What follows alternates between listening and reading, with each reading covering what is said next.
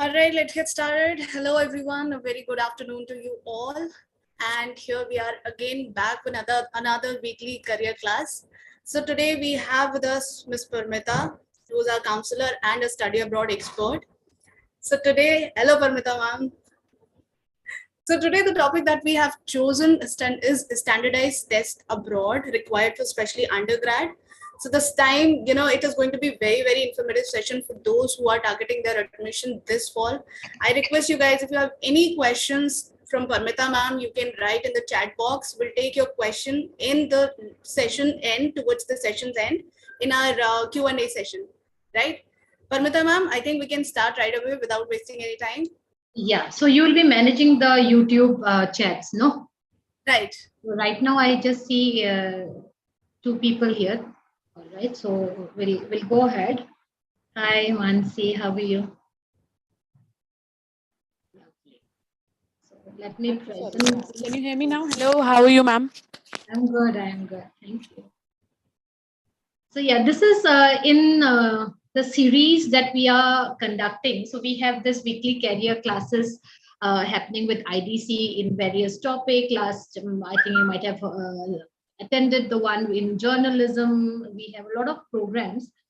So for the study abroad, the weekly classes for study abroad, we would be taking it every third Saturday of every month. All right, so we will be dealing with various topics, we would like to address your questions if you have any regarding this. So for May onwards, we would be doing a series of classes, weekly career classes based on the standardized test. So when I talk of standardized test today, basically we will be dealing with the general standardized test, which the undergrad student looks at. So the audience for today who will benefit the most out of this weekly class would be the ones who are in the 9th, 10th and 11th, 12th standards, right? So next session, we will be looking into the PG standardized test for master's program. We will be looking into standardized tests, which are very specific for certain course like medicine, dentistry, or in various countries, right? Even for undergrad, or we will be looking for course specific standardized tests. Today, it is basically a general idea to give you what are the important tests that you should be taking if you have study destination, study abroad, in your mind, right? Also, what would be the right kind of planning for you? And how do you address or explore few of the questions like, should I go for this test or should I go for that? All right, should I take an English test? Should I not? All right, so we would be basically dealing with the undergrad test, standardized test, just to give you an idea as to how you should prepare for, when you should prepare for, and what are the advantages or disadvantages of taking the test or not taking the test. All right, so yeah. What are standardized tests? What are they? Why do we need to take them? And when do we need to take them is what I would be addressing. I come across a lot of questions from students as to how do we prepare. Many a time students do say that, I can prepare on my own. Some students feel that they need extra coaching or extra help regarding the standardized test.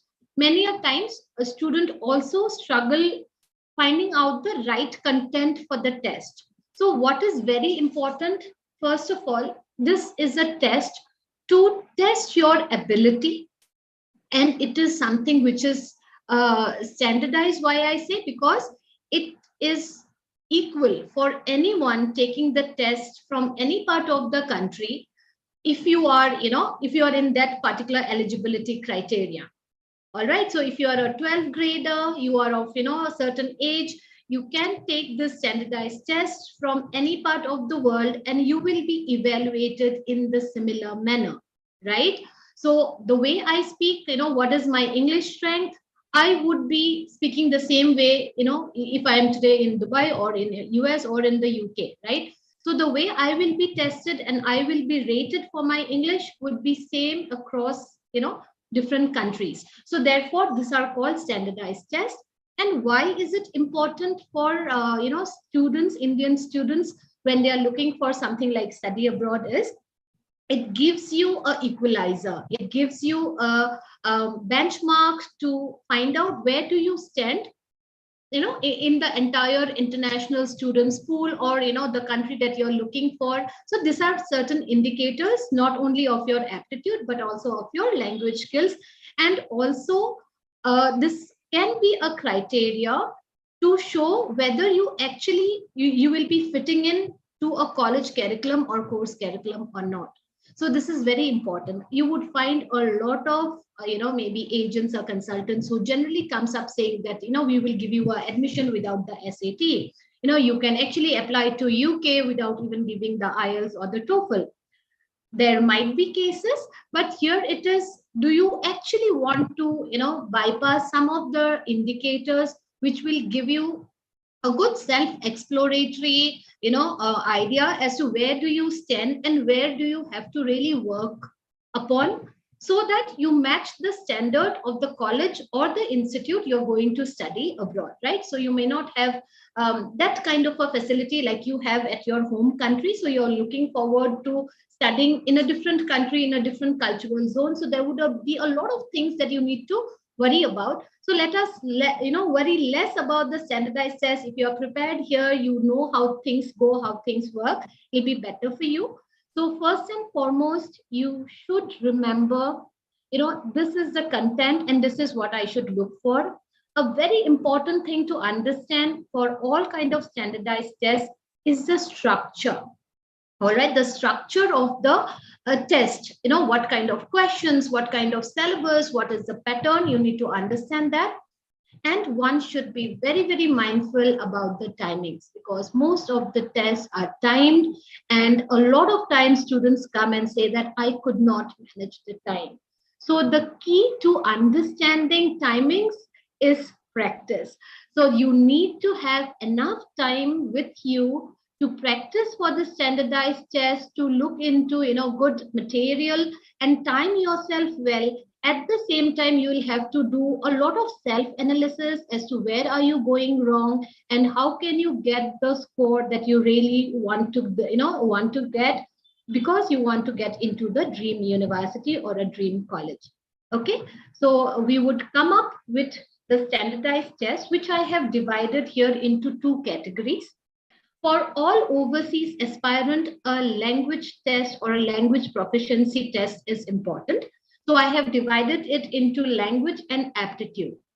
So when I talk of aptitude, it's more into the reasoning skills, more into how the student critically think about a problem and come out with a solution. All right, so we have a cluster of it. And again, I'm reiterating, I am specifically concentrating today's weekly career class for the undergrad student who are in their school right now, or maybe they are in the 9th, 10th, 11th, 12th classes. For 12th ones, the one who have just come to 12th is this class would be more useful for you. And the ones who have been giving their exams, I am sure they might not be attending this right now because they would have their CBS exams going on. Anyways, so we would be looking at two things. Some things are already known, few things you might already know, but for certain things, there might be certain doubts that arises in your mind. So when we look at the language part of it, we are a non-English speaking country. So whenever we would go, for a study abroad, the university, if not the university, maybe the, visa process requirement would be there to prove that how good you are in the language. So when I talk of language in this entire section, you would be basically judged, or you will be tested on your speaking skills, your listening skills, your reading skills, and your writing skills. So these are the 4 skills that they will look to, look your proficiency at. Depending on the test that you choose, the timings, the pattern, and the cluster, okay, the pattern of the test may vary, right? Very widely accepted language test in Canada, UK, Australia would be the IELTS. which is conducted by a body called IDP. So before it was conducted by British Council as well, but effective last year, it has been completely taken over by IDP. So you might like to visit their website, look into the pattern of, the IELTS, look into the registry, the dates that are available. There are different types of IELTS that are there. For students, if you're going to study, you would have to take the academic IELTS, right? TOEFL again is a test which is widely accepted all across the world. US, Canada, UK, Singapore, Hong Kong, all of these countries would actually accept your TOEFL scores as well. Even Australia, New Zealand, the Scandinavian countries do accept your TOEFL score. So you might choose from TOEFL. Australia and New Zealand, they also accept the PTE, the Pearson's Test of English. Which if you are comfortable with the pattern and if you know that these are the countries that you're basically targeting, you might as well take that test. All right. A very new concept has come up, making students' life slightly easier, which is a Duolingo English test. It is easier in terms of test, in terms of the timings. It is easier in terms of the payment that you do for the test. But it still has the same standards like the other languages. So but just that it is shortened, because most of the countries, especially India, when we speak of, there are the entire school curriculum in most schools is done in English. So many a time students do take a waiver. I have studied in English and I got 85 plus in my English during my 10th or 12th, so I did not do an English test. Even then, I would say, it is very good to understand what is your level in an international, platform. So for that, if you don't want to spend a lot of money, you might take the Duolingo test, but be mindful about the university or the country that you're going, whether this test is accepted in that university or that country as an English test. All right. Besides English, if you're looking into applying to a few countries like Germany or the European countries, or maybe Korea, Japan, so these countries also require, in addition to English, the skills or proficiency of their native language, right? So there are quite a few tests available for French. There are tests available for German language. So you can visit the website. So Max Muller is there, for French you have, there are different levels of the proficiency that are there for a student. So when we talk of the French or the German language levels, there are 6 levels: A1, A2, B1, B2, C1, C2, you can say. The highest level of proficiency is the C level, which is very professional level. Just to give you an understanding in a layman's term, a student who have done Hindi till their class 10th, all right, would be someone who is a A-level certified in Hindi. So if you're looking for German or, French, if you know till, A-level, that means you know how to converse, you know the words, all of that. B is your 11th, 12th language levels. All right. So if you are looking to be into academics, be into college, you need B1 or B2 level in this languages. All right. So this is more for foreign languages.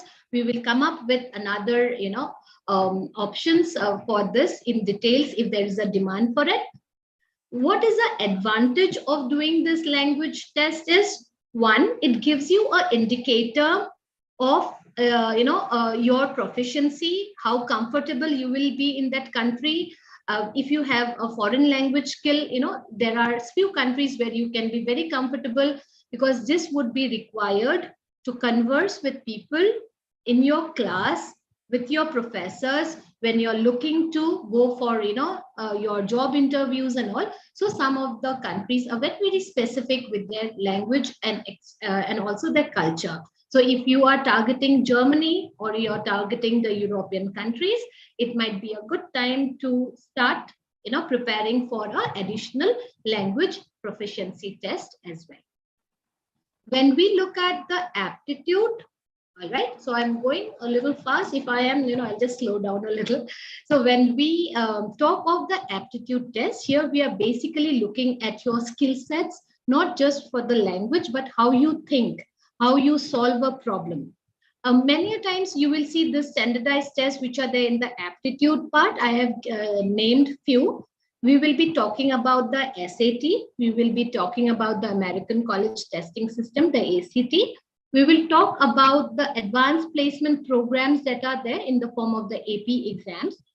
Besides this, there are subject specific or course specific and standardized test requirements, which a lot of countries or universities you are applying to might look at, right? So for this entire section, we will have a separate weekly class where we will be dealing with the course specific or subject specific test. For example, if you want to do pharmacy in the US, you need to take a test called Pharmacy College Admission Test. Many a times for law students, you need to take the LSAT. Even besides LSAT, there can be other exams or other tests available for law student in UK. So in UK, we have something called as a LNET. All right. Again, for medical aspirants, we have the BMAT, which is accepted by the Rational Group in UK. We have the UCAT, which is the University Clinical Aptitude Test, which you can very easily take it from India. And it is accepted in Europe, in UK, and few other countries as well, right? When you're looking at doing a medical study from Australia, you might have to clear a test called as a ISAT, International Student Admission Test.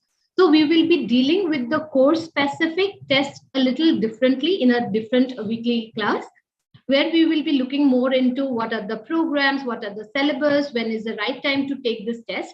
But today we will be looking at the general ones. So the ACT is accepted throughout, it's accepted in a lot of countries. SAT is accepted in a lot of countries, including here in India. So we have around 23, if not wrong, around 23 universities in India who accepts, who would accept your SAT scores for free. Some of the universities will also give you a scholarship based on your SAT score. Singapore accepts your SAT, and you have other countries as well where you can actually submit your SAT score if you're proud of that score. So it does give an indicator about your, academic performance and your, aptitude towards learning, all right, or problem solving.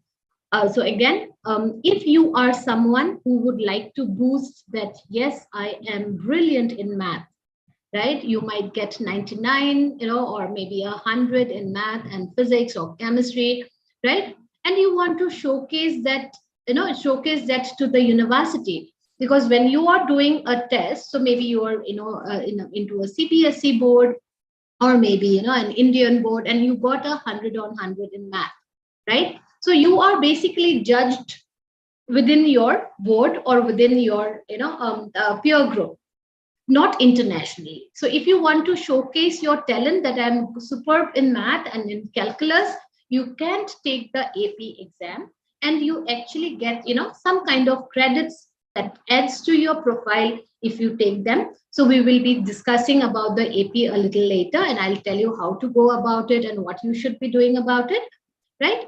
And if you are someone who also loves sciences and you want to show your profile that you can be good at the STEM related program, you can choose between the SAT and the ACT. So in those two clusters that you can see in front of your screen, the basic problem or the dilemma that students face is which to pick. Okay, which English test do I pick? Which standardized tests in terms of the aptitude should I pick and would give me a better advantage?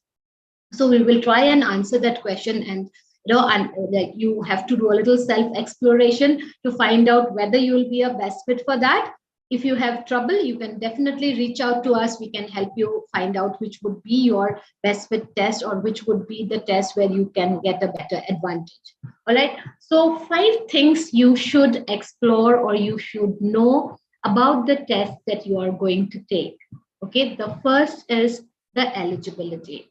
Recently, I came up, I would not say it was a mistake of the child, but, she was looking more into doing her, undergrad.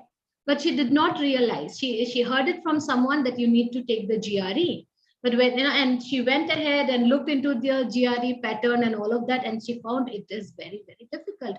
Of course, it would be because, a GRE is taken by someone who has completed the undergrad level here, and then it's a higher level test.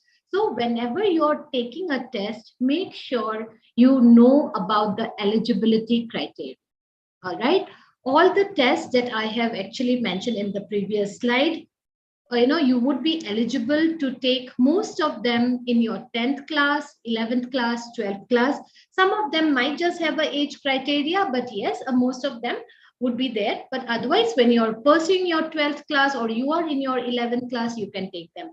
Some of them you can also take when you're in your 10th class, right? The APs, some of the students, they start preparing right from their 9th standard for the AP exams. So make sure that you know whether you are eligible to take the test. Second very important thing, you should know the syllabus, right? Many a times, if you look at the syllabus, you will see that if you're looking at the aptitude test and you have a science portion, you would find a lot of syllabus which is in sync with your course curriculum or your school curriculum. All right, just that you need to look at it slightly differently because you need to understand the questions deeply and come up with the right option, right? So sometimes the syllabus might just be same as what you're doing maybe for the APs. All right, for the other tests like the ACT or the SAT, the ACT has a science portion, so you might have to look into, what are the mechanical questions coming in there, what are the questions from the numerical front, okay, what would be the, the syllabus like, whether there are profit and loss questions, whether there are age-related questions, whether they are, time-related questions, whether they are, so you need to know the syllabus of the test that you're going to go for. And if you're in confusion or you're in trouble that, I don't know what to do, so, quickly do a analysis. Suppose you're confused between doing the ACT and the SAT. You feel that you're not, English is not that a strength, but you are good at sciences. You may look at, a test where the syllabus has more of science portions. Okay, so that way it can be a self-analysis also where you know where to play your card, right? So look into the syllabus. Third, very important, you need to know the pattern of the examination, right? For example, if we talk of IELTS and TOEFL, IELTS, again, 4 things: reading, listening, speaking, and writing. The speaking part is a one-on-one thing, all right? Whereas in TOEFL, you would find the entire test happens online, right? So you need to know the pattern. You need to know the timings. For this section, what is the time allocated, all right? And are you preparing well to answer that particular section within the allocated time, right? Again, is there any break in between the test pattern? If yes, would you like to avail it? So you need to understand the pattern. You need to understand the scoring mechanism of the test that you're going to do. And also, it is very, very important to understand the validity of the test. I don't know if there are students in my audience. I'm talking about just one test that is a very popular test in India, the JEE. All right, can anyone tell me how long is a JEE or the NEET valid in India? Okay, so you can put it in your comment box and you can let me know. So if you are taking a test here, you have to understand what is the validity or how long can you bank on this score. Okay, for the English test, it's mostly 2 years. And for the aptitude test, the SAT, ACT and all, it's 5 years. So you have a long time, you can actually bank on the score. The validity is high, but again, I will say the fresh the score, the better it is. So you can actually take your SAT while you're in your 10th class and you have scored well, then you're free because that scores would still be valid while you apply to college as well. All right. So be mindful about that. And fifth, and also a very important point, is to understand the fee structure. A lot of this standardized tests are quite expensive if you compare it with the Indian test. So it is always better to prepare well for the test and take it.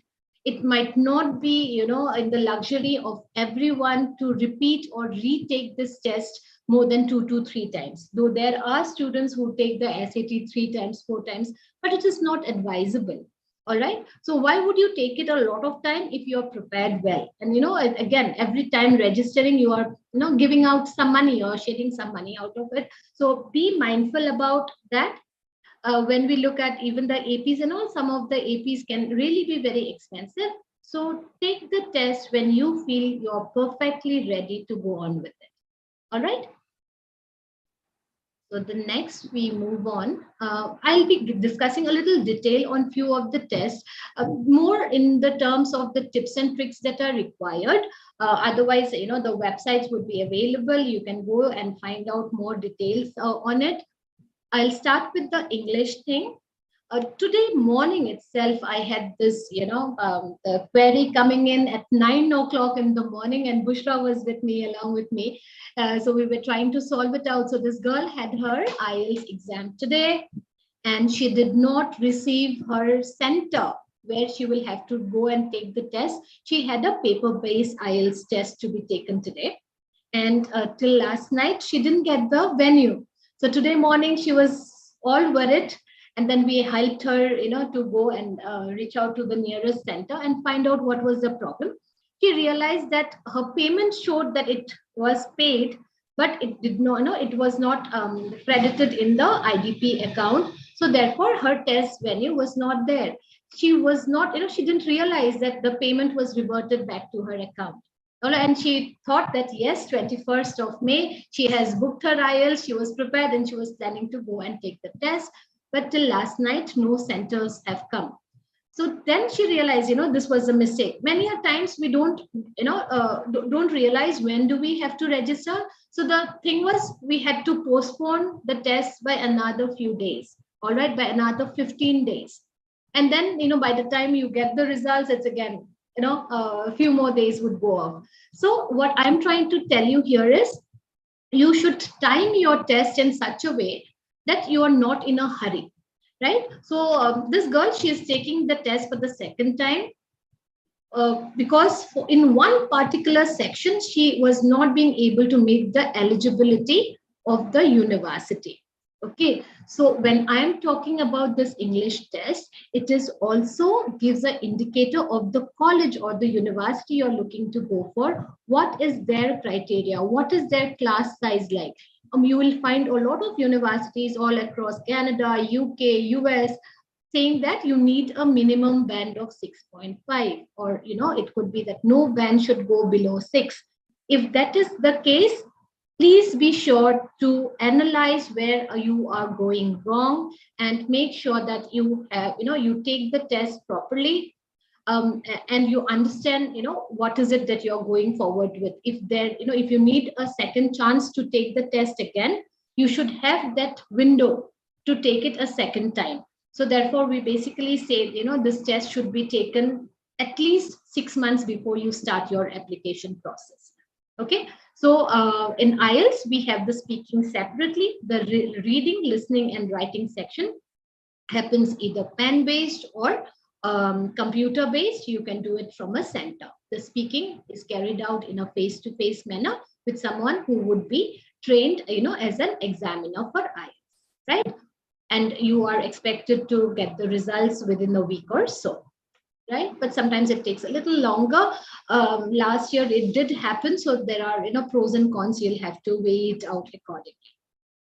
TOEFL, last year COVID was there, so some of the speaking tests could not happen on the scheduled date.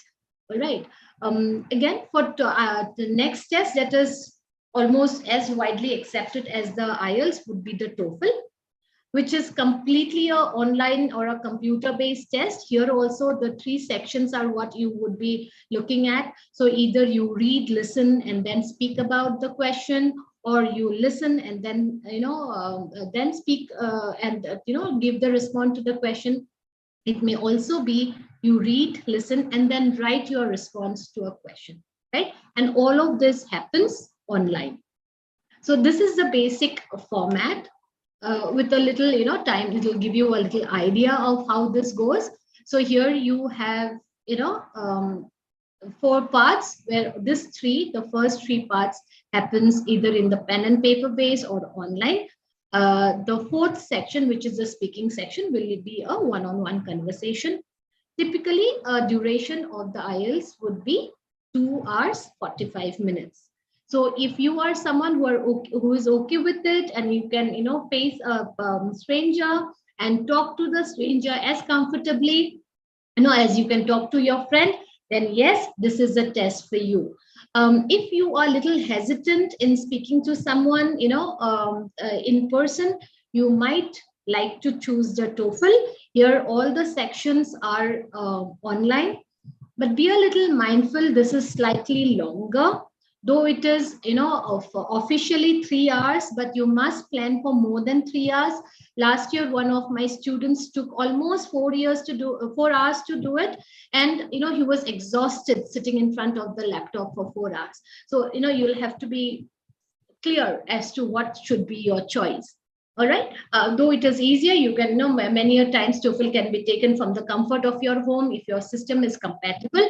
But make sure that it doesn't you don't lose out on time. So this was what happened to my student. He was starting off with one of the section, the listening section, and it was not starting in the right time. Right. So he lost some time there. Right. So you have to be a little mindful about that. The other a test, which is again accepted more in the southern hemisphere, I would say, but anyways, if you want to look into it, you can go for the PTE, which is conducted by Pearson's. Here the speaking and the writing sections are clubbed together. All right, then you have a half an hour of reading section and a listening section, which ranges from 30 to 40 minutes. So the total duration here is 2 hours 15 minutes. So you can here, just in this, you can look at you can make a comparison in the form of the time, the pattern, the syllabus, and all of that. So this is what you should be doing before you actually jump on, like choosing that this is what I would like to do. All right. There is a blog from IDC. If you are following IDC blogs, we have a good read on the IELTS exam and pattern. If you have time, please go through that blog. All right. I would like to give little more emphasis here, not because I am promoting this English test or so, because this is a pretty new test. And out of my experience last year, I have seen, few of the universities are very open to accepting the Duolingo, especially in the US. And I told you about the student of mine who had some technical difficulty in doing the TOEFL. So in fact, he had missed out on some time, and his scores did not come up according to, our expectations. So we were looking at a score of above 100, but, due to technical problems, his score dipped around 80s, 85 or so. So which was not a good indicator. So second time taking the TOEFL again was really painful for him, because he already had suffered or, sitting for 4 hours in front of the screen. He was exhausted. So the universities we were applying for him also accepted the Duolingo test. And this seemed to be very comfortable and, easy for him, not only because of the cost, it is also, a shorter test. You can see in the screen, you can see a report that comes out in this manner. The score is basically, the top score is 160. And you can score a decent 130, 140, 120 or so. So this would be how your report would look like. And when we talk of Duolingo, it can be taken anywhere. You can take it from your home. You can finish it within just an hour. All right. And you get the results within 2 days, which is very, very quick and fast.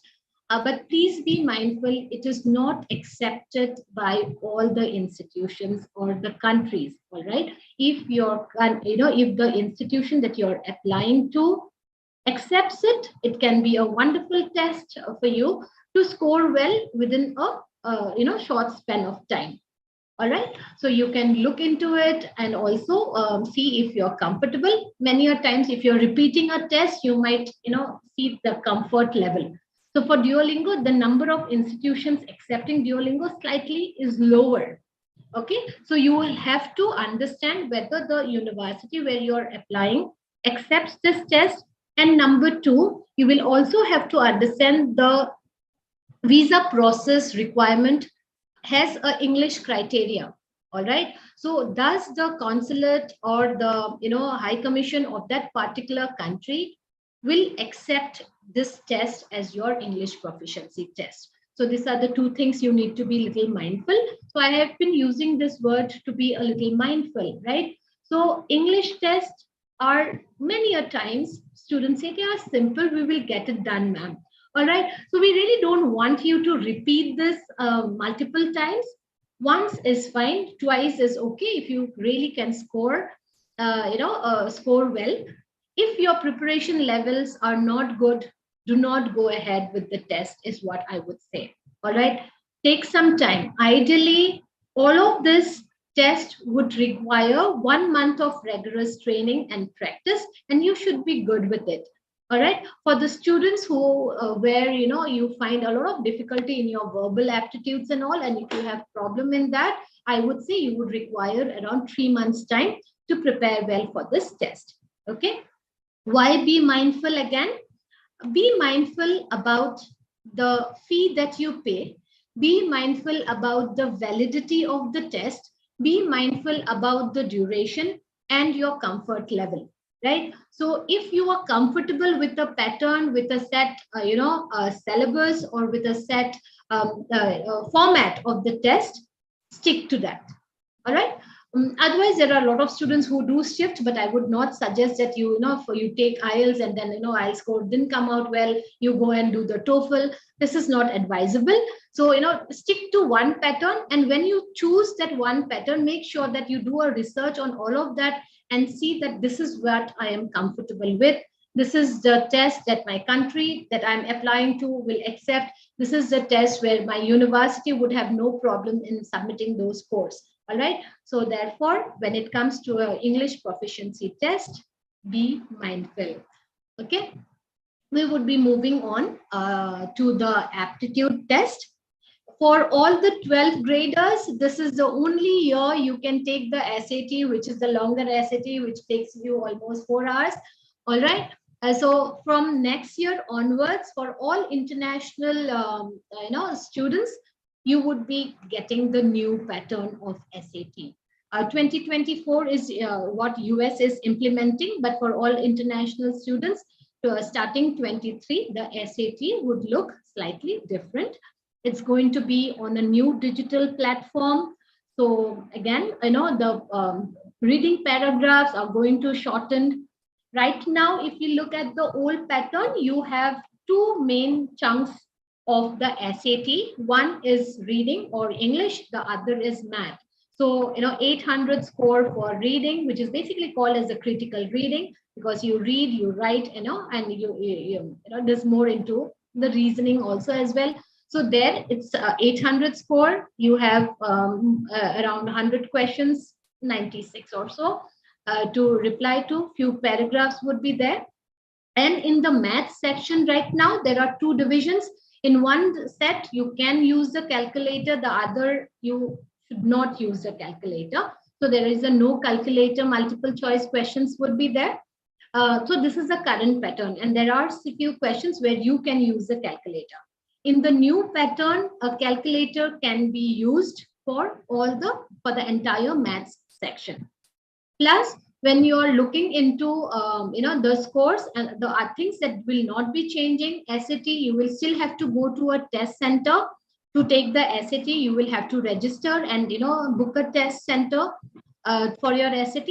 And also, what is not changing is the score. The total score remains to be 1600. Just that the paragraphs would be shortened. The time for the SAT would be shortened.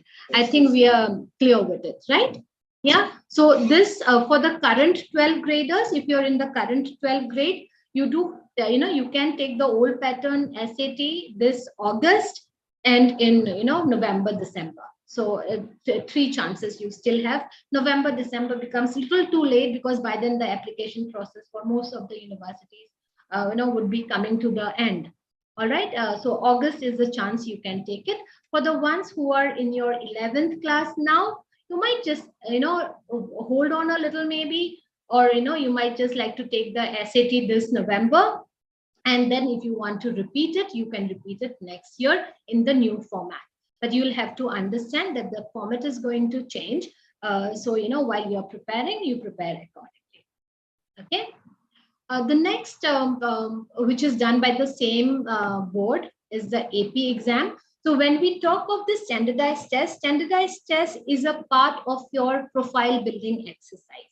Okay, so when we talk of your profile, so just few days back, I had this Instagram live sessions. If you have missed it, you can just go and see it's there in the IGTV, I suppose. So in profile, your standardized tests do play a vital role. Okay, so your academic score, your standardized scores test, and also the way you showcase your talent.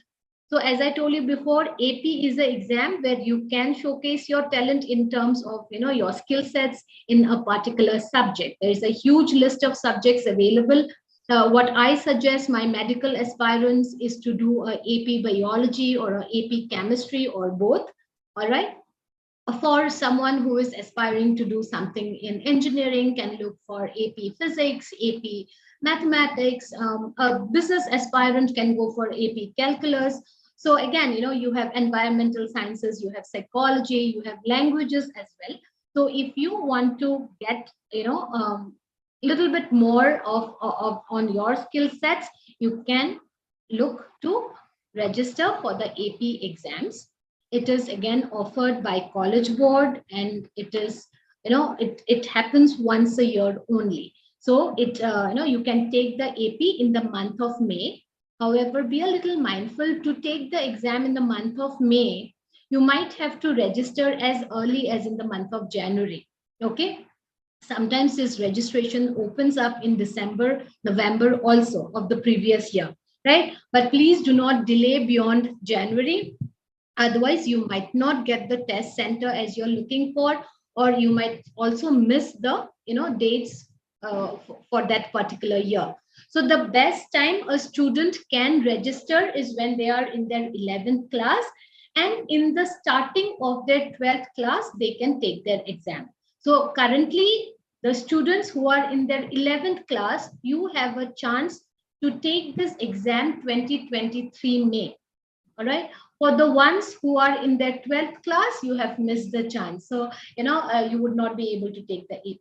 So be a little mindful, because this has to have a long-term planning. You will have to take out the syllabus, you'll have to do constant reading, and then take the test. The scale for this is 1 to 5. If you're not very well prepared and your scores are not that great, or no, it doesn't come above 3 or 4, then you might not get an advantage of taking this AP exam, right? If your scores are 4 or higher, you may earn extra credits to the college that you go. You may also look up and take a different or higher level program that you're looking for. Sometimes these scores are also seen in order to award scholarships to the students, right? So both the SAT and the APs are indicators for the college where you're applying to offer you a merit scholarship. So please mind you, if you have good scores here, you can apply for a merit-based scholarship.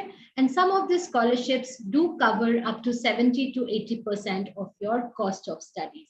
All right. So, these are serious matters. So be, careful about it. How do you register for the APs and the, SAT is through College Board. Okay. So here I have given an icon here, your email addresses. So you basically need to register in collegeboard.org. You would find a lot of prep materials here, because this is the authorized body who conducts this to test. Many a times you will also get the PDFs of the material available. So you can register here. They also have something called as a college search. So the colleges which will be accepting your course, the college code and all would be available from the Big Future College search.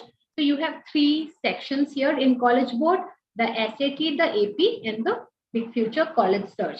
So you can make use of your scores to find out which is your right fit college.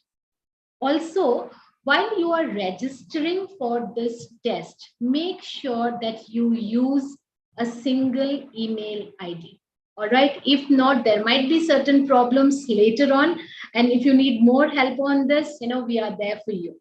Okay. So make sure you have a nice email ID, not like Rockstar 2022 or so. Okay. So because this is the email with which you'll be registering for your college applications also. Right? So yes, you need to be a little conscious about it.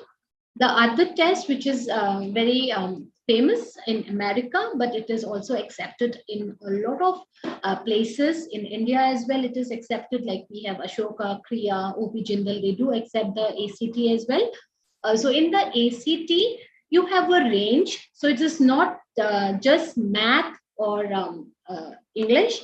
Here you have a bit of science also. So it is 25%, I would say, a nice mixture of English, math, reading, and sciences. All right. When we look at the time is almost the same as that of the SAT, slightly less here. All right. There is something really funny and nice and unique about the ACT. So they are all multiple choice questions. In some, you have 4 choices. In few sections like math, you would have 5 choices. The level, the way the choices are there is slightly different. The odd numbers would be A, B, C, D. The even number questions would have choices like, F to J. So, you might, you might get used to that kind of a paper. So, that kind of a testing system, because it's more of your use, your comfort.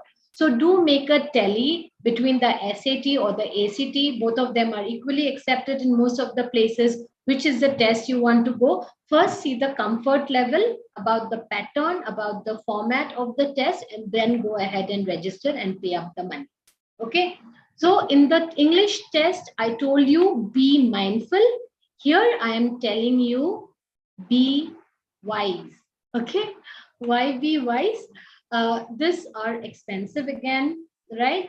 And though the validity is more, it requires a lot of investment from your side in terms of preparing for this exams. All right. So if the SAT scores do not come out well, you really need to be very wise and understand where you are making the mistake before you take the test again. This is a quick analysis that you can do. So the SATs would cost you around 9,000 rupees. The ACTs again 9 to 10,000 rupees.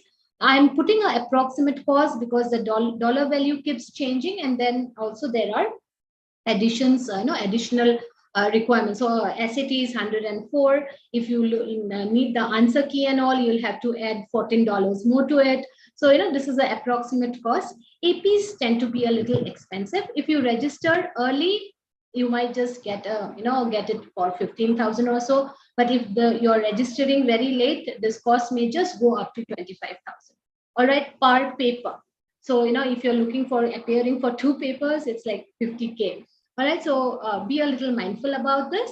And many a times, you have to register well ahead of time. So you will have to be, wise for this, right? So those are all I would say, basically for, we're talking about the English test and the aptitude test.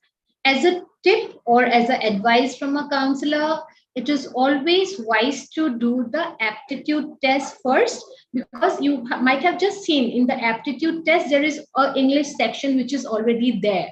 So it would give you some kind of learning and you'll brush up well. Okay, for that, it is never too early to start. That's what I always tell to all of my students.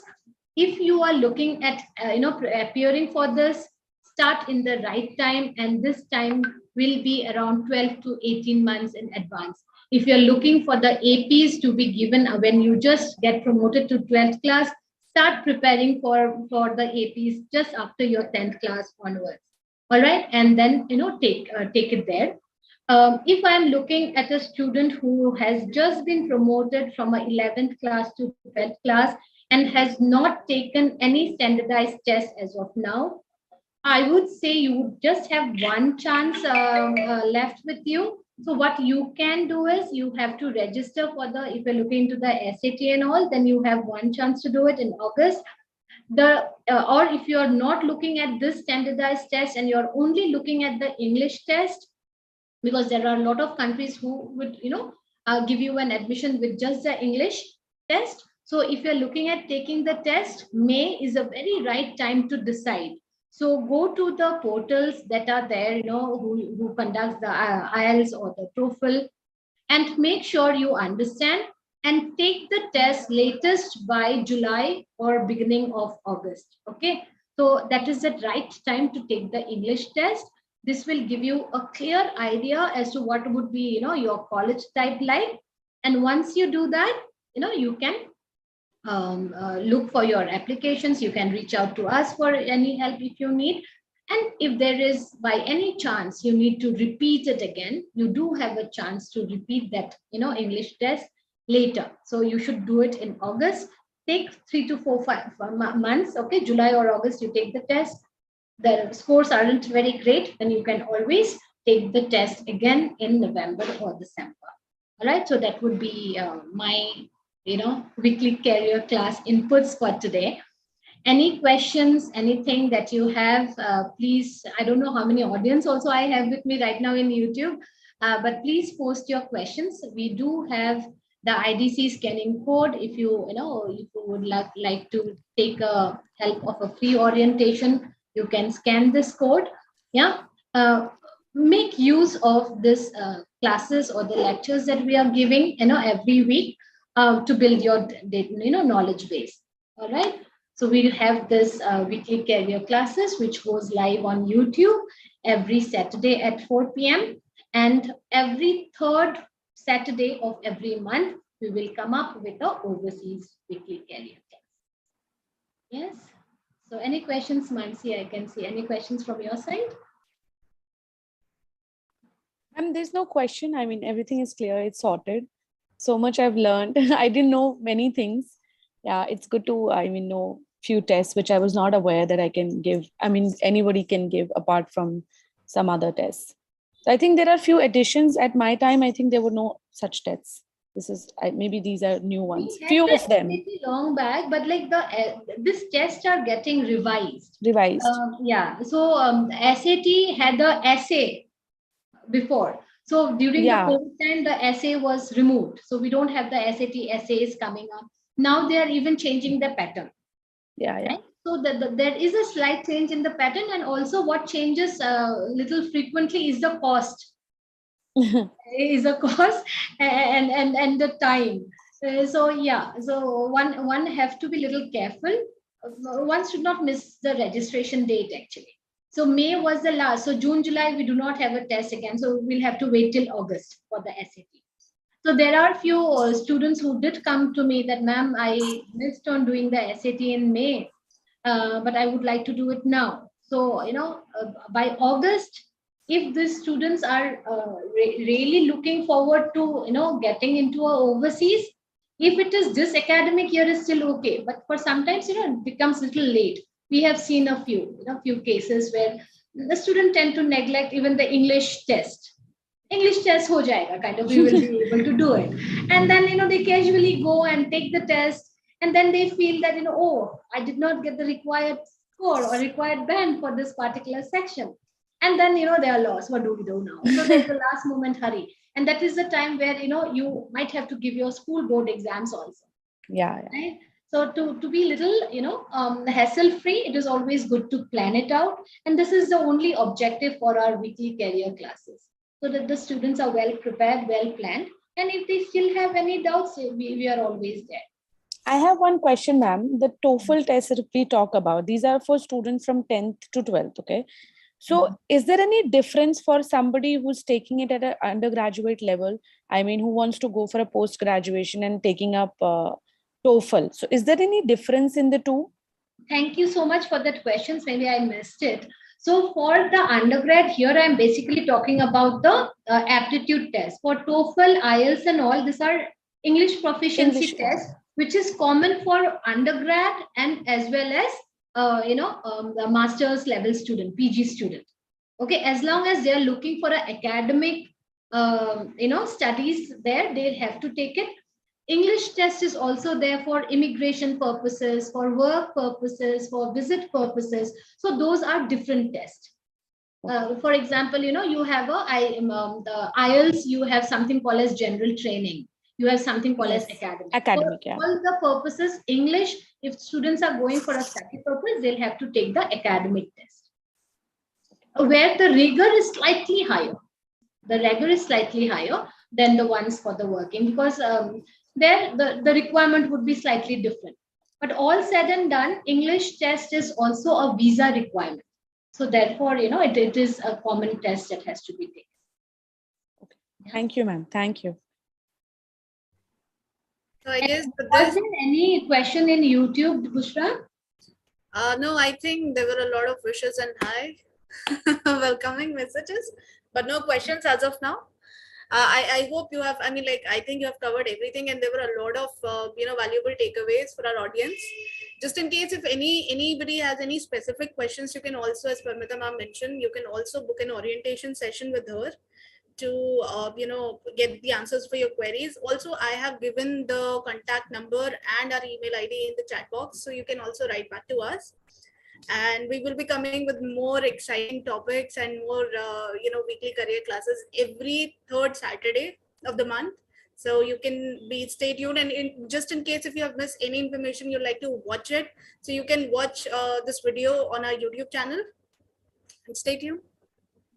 Yeah, and you can also, give us a few inputs. So we have already have a schedule or a planner done till December of this year. So we would have a series of, the weekly class on standardized tests. We will have a series on how to write your SOPs and all. So if you need anything else, or, if you have particular questions that I need more information on this, you can please go and, you can punch in the question in the YouTube itself. We will look to it. All right. Right. Yeah. So have a lovely evening, all of you. Thanks for bearing with me for the past 1 hour. Yeah. Hi, Kostab, do you have any question? Writing in chat. Okay, I think he's just saying hi for now. So we'll wrap up the session. Thank you so much, Parmita ma'am, for joining us for today, and we'll definitely come with more unique, combinations of information. So just like us on and subscribe our channel for more updates. Oh, Costa is saying yes. I think he has a question. Yes, Costa. You can quickly write a question.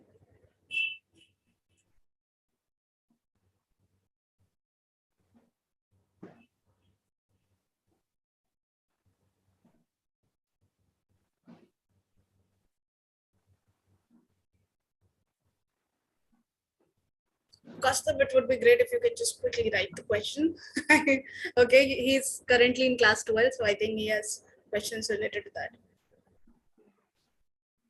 Or I would recommend that, Costa, if you have any specific question to ask from us, then the contact number is there in the chat. You can, straightforward write to our team, and then they can get back. Okay, so when I need to apply for universities in 2023, for 23, Costa, admissions begin this September only.